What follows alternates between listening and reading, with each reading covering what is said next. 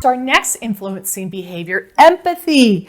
Yes, I know, empathy has most recently become a corporate buzzword. Thought leaders from all walks of life are teaching, speaking, and talking about empathy and how important it is. Let's look at why empathy is so relevant in our work to become more influential. Well, the short answer is that empathy, in its most basic form, is the capacity to identify other people's feelings and better comprehend their viewpoints on a situation. I shared a bit earlier about my career transition from being in a positional expert authority role as a people leader, then into the role of human resources. My number one responsibility in the HR space was to influence, guide, and coach business leaders to become better at what they do by putting their people first.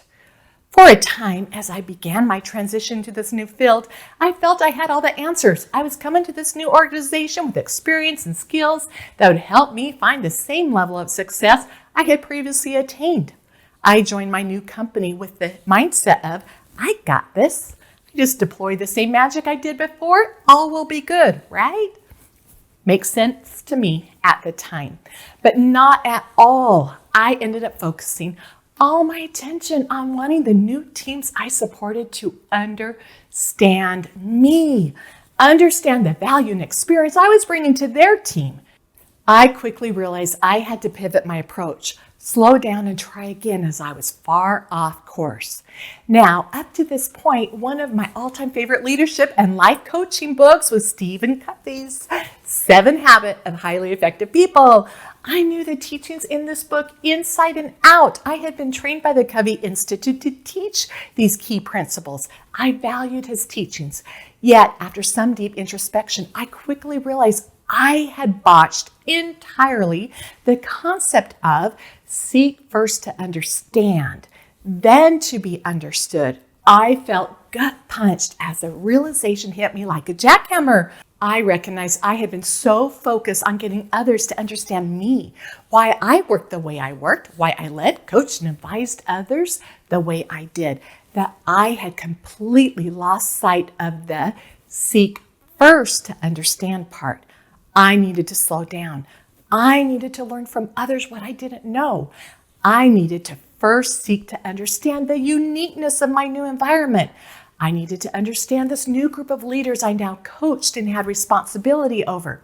And most importantly, I needed to seek to understand those I worked with and those I now worked for. This was a key principle I had failed to follow. So, why has empathy become such a buzzword in our work environments?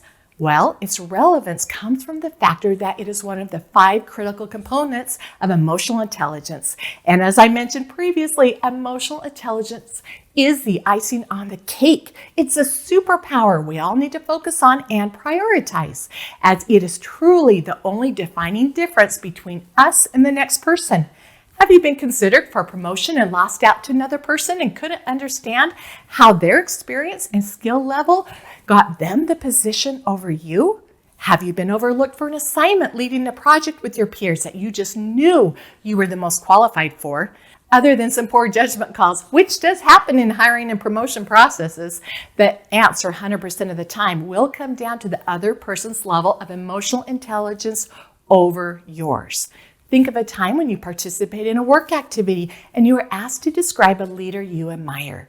You were asked to consider someone at work, someone from your community, maybe a political or religious leader, any leader that you would put up against the best of the best.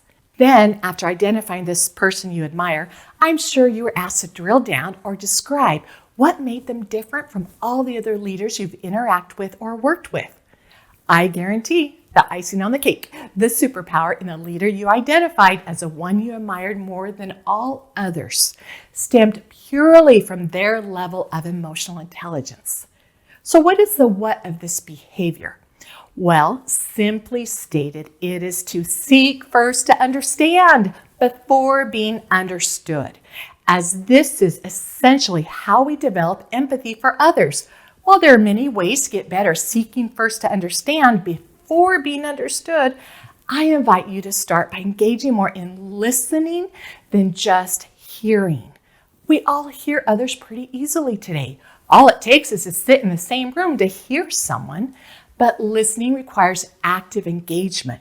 Not just hearing the words being said, but actively engaging with the other person in a way that you can absorb what is being said. Active listening requires us to pay attention to body language, a tone of voice, and voice inflections to better understand the other person's emotions behind their words. Active listening requires us to avoid or walk away from distractions by turning off our computer or phone. Active listening requires us to ask clarifying questions to help us better understand what the speaker is saying. Active listening builds rapport, minimizes misunderstandings, builds trust, and demonstrates respect for the other person. So yes, dialing up our listening skills by engaging in active listening elevates our ability to show and feel empathy for others. To lift up the how, we'll now explore 4 key bullet points that connect the dots in showing how empathy helps us become better change agents. Empathy helps us put ourselves in someone else's shoes, making it easier to identify their needs and how you can help them in a positive way. Developing empathy makes us more effective communicators and problem solvers, as it elevates our ability to see the situation from all sides. Empathy creates a feeling of compassion and care for others. This motivates us to do what we can to make things better, not only for ourselves, but for others. When people feel understood and supported, they are more likely to be cooperative and open to change.